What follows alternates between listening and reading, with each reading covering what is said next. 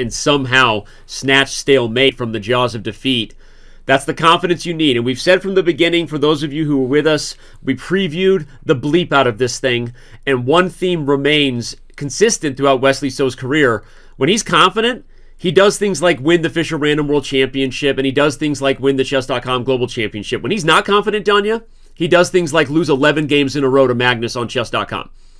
And so that's a huge moment that he didn't lose those first 2 games to start today's match. And Danny, you took the words right out of my mouth. We really complete each other's sandwiches or sentences. I mean, I'm into whatever you want to complete. I'm here all night to complete into sandwiches. Go ahead. I would love a sandwich right now. But Wesley, he didn't win that game. And, he did get that lost position out of an endgame where he seemed to be playing for 2 results. Although you're never playing for 2 results against Magnus. You can lose any endgame to him. But this does grant you a lot of confidence.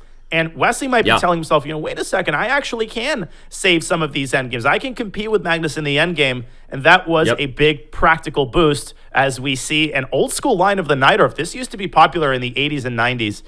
This weird opposite colored bishop middle game with 3 pawns on the D file. Yep. Yeah, this is funny stuff because opposite code bishop endgames, super drawish. Opposite code bishop middle games, if white gets going on the light squares, this becomes a very, very dangerous position for black to hold.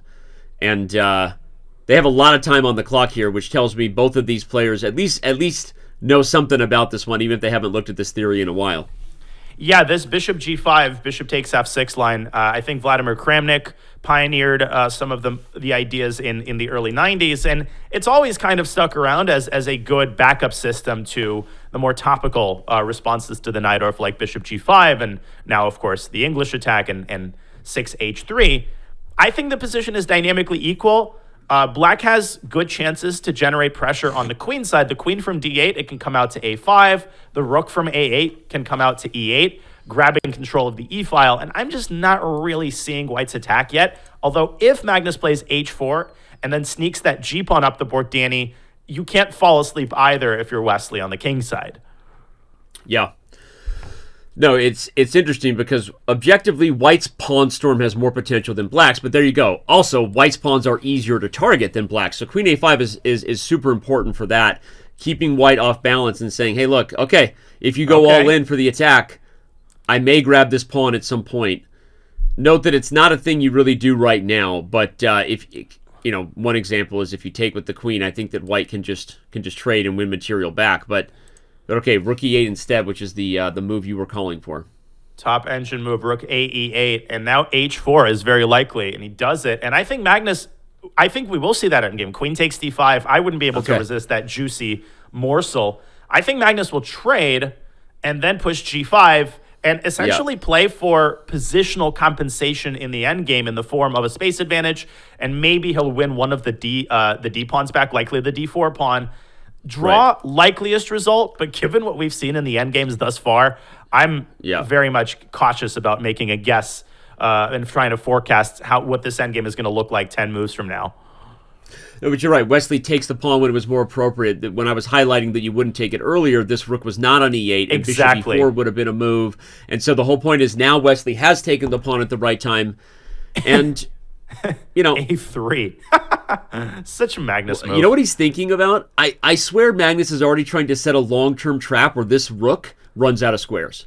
You're totally right. It's not b4 and f4. It's not crazy to think about that. Magnus is devious right now. He wants to set a long-term opportunity for his opponent to blunder. You and I have said that a lot. He does that better than anyone in history, right? Create chances for his opponent to go wrong. And let's just see what happens. And a3 is one of those moves that you can easily look past. But if he wins the game, it's going to be one of the reasons that he did. Because he forces Wesley to make a difficult decision. Guess what? If the pawn was on b4 right now, he would already be threatening to trap the rook with bishop c4. So these things that we're mentioning, they're not some far-fetched, distant possibility. They're the reality that Wesley is facing. And I would go rook c5 and evacuate the rook. He's missed it. b4. I guess Wesley wants b5, but can white go bishop f1 and bishop g2 there? Oh my gosh. No, but the move b4. It's exactly what we said he was going for. b4 literally traps the rook right now. And whether it's bishop c4 next or a slow jam, right? Throw on the Lionel Richie and let's enjoy ourselves with some candles. This is a slow jam. It doesn't matter. Magnus is trapping the rook, and we knew it was going to happen when he played a3. There's also rook to e1 here to prepare bishop e4, but Wesley is relying on the move rook e3 in response, but white could still play bishop e4. And Danny, this is such an instructive point for newer players, right? The X-ray defense, rook h e1, rook e3, and bishop e4. You called it the moment Magnus played a3, and now Wesley is staring down the barrel of a position where he's going to be down in exchange. I wish I could play half as good as Magnus, as well as I predict Magnus's ideas, because as soon as he played a3, I asked myself, what would Magnus do? And you started to see the purpose of it. Wesley, unfortunately, lost his focus. By the way, your move rook e1 is more accurate than that bishop f1. Computer agreed. And here comes bishop e4. G5. First accuracy. G5. Oh my gosh.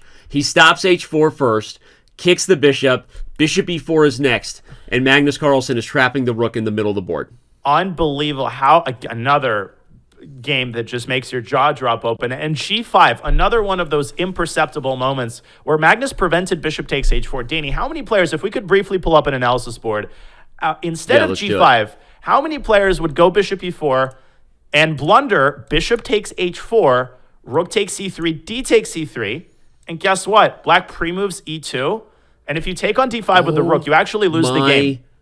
God. So that's why he played g5. What a crazy line you just saw there. And so not only was g5 necessary or most accurate to save the h-pawn, but I didn't realize how deep the idea was. I'm showing Danya Naroditsky an instant replay because sometimes you got to appreciate it. That's an amazing line, Danya. And again, a lot of players, guilty right here, yours truly, probably would have just totally missed that idea. And, you know, that is crazy. He's an artist, right? And this is what artists do. And